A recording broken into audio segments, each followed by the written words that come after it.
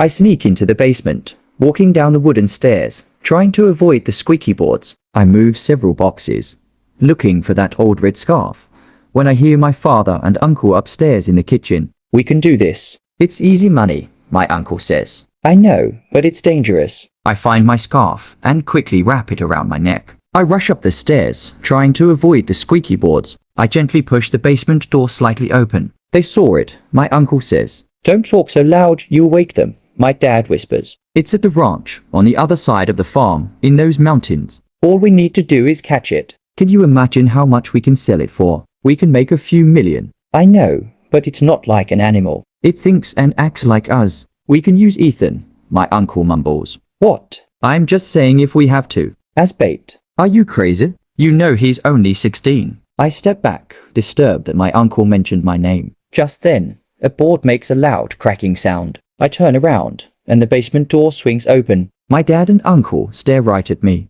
"Ethan, what are you doing?" my dad asks. "I was looking for this for school tomorrow."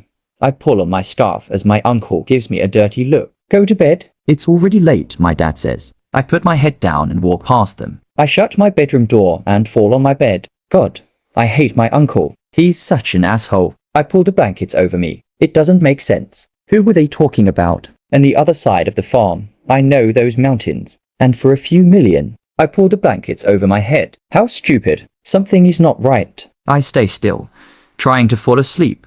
But then I think about my idiot uncle. I know him eventually. He will convince my dad to use me. And there I am at the ranch. Why should he benefit from the money? I smile and eventually fall asleep. The next day at school, I meet with my best friend Johnny. I tell him my brilliant plan. On Saturday, we go to the ranch. I park next to a cattle guard and reach to the back seat for the rifle. Your dad is gonna be pissed. You know he'll find out his gun is missing. He won't look in the closet. I bet he will. Johnny places his cell phone in his pocket and headphones around his neck. I look toward the mountains. My uncle said it's up there, just on the other side of the farm. Let's see what we find. We get out of the car. As we walk, I load the rifle. You know there's nothing in these mountains. Maybe your uncle and dad are playing a dirty trick on you. Johnny pats me on the shoulder. But remember what you said, no matter what happens.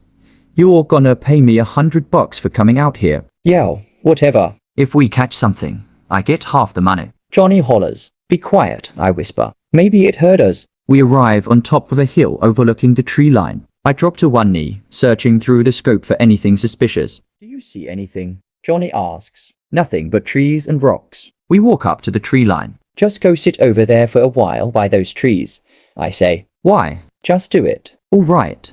But if you see anything, you better let me know. He runs towards the trees. Come get me, he yells. Shut up before you scare whatever is out here. He ignores me, placing his headphones on. I grip the rifle and take a deep breath. Woohoo! Johnny shouts from a distance. I look up, and Johnny is sitting underneath a tall tree, staring at his cell phone. He then starts singing out loud. I hide behind some bushes and look through the scope, placing the target right on his head. Although I'm about 70 yards from him, he sees what I'm doing and gives me the finger. I laugh while searching the vicinity. I see nothing but trees and rocks. I sit on the ground and look again through the scope. The forest is still with the echo of Johnny's voice in the distance. I double-check my rifle to make sure it is properly loaded. I look through the scope once again. I see Johnny talking to someone on his phone. This is ridiculous. Why am I out here looking for something that doesn't exist? Johnny is probably right. My dad and uncle are playing a dirty joke on me. I stand up and grab my cell phone to text Johnny,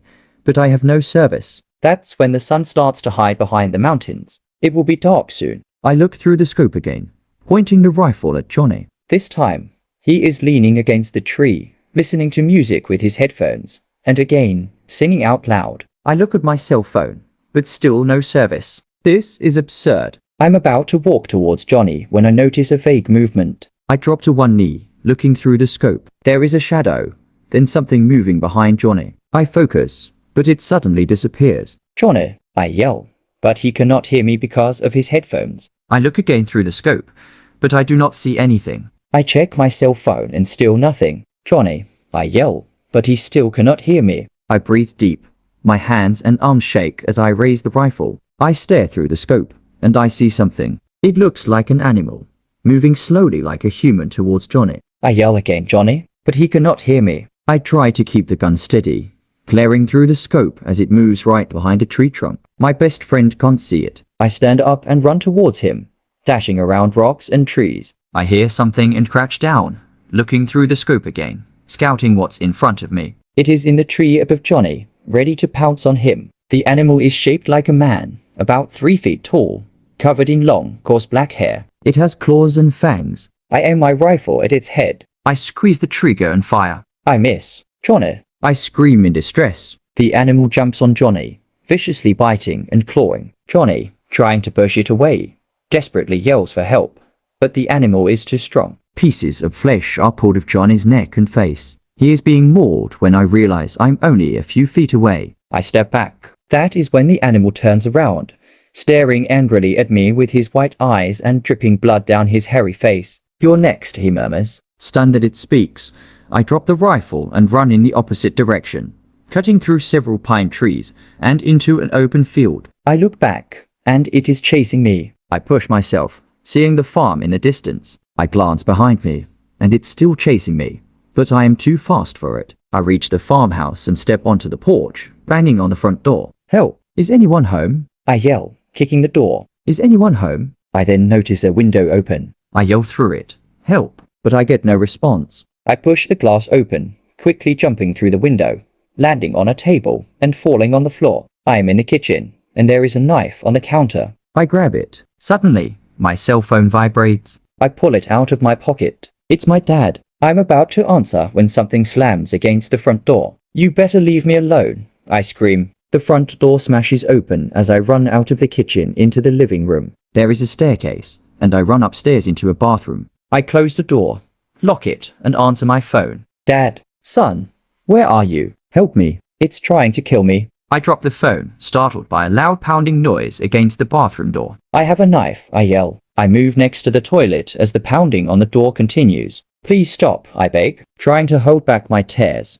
I grip the knife handle tightly with both hands. The pounding intensifies, and the door is about to burst open. You better leave, I shout, but then the pounding suddenly stops. There is complete silence. I move next to the door, waiting for something to happen, when I hear frantic footsteps. The footsteps become louder and louder, and the bathroom door flings open. I close my eyes and swing the knife back and forth, trying to stab whatever is in front of me. Stop, stop, a voice shouts. I open my eyes, and my dad is standing at the door. My uncle is right behind him. I drop the knife. Ethan, it's me, my dad says. I just stare at him with sweat running down my face. It's trying to get me, I say. We know, my uncle says. When we saw the rifle missing, we knew you took it. It was your uncle's idea to come out here to find you, my dad says. It killed Johnny, I mumble. We know, my uncle says. Why did it do that? I ask. That's what it does, Ethan. It kills for the sake of killing,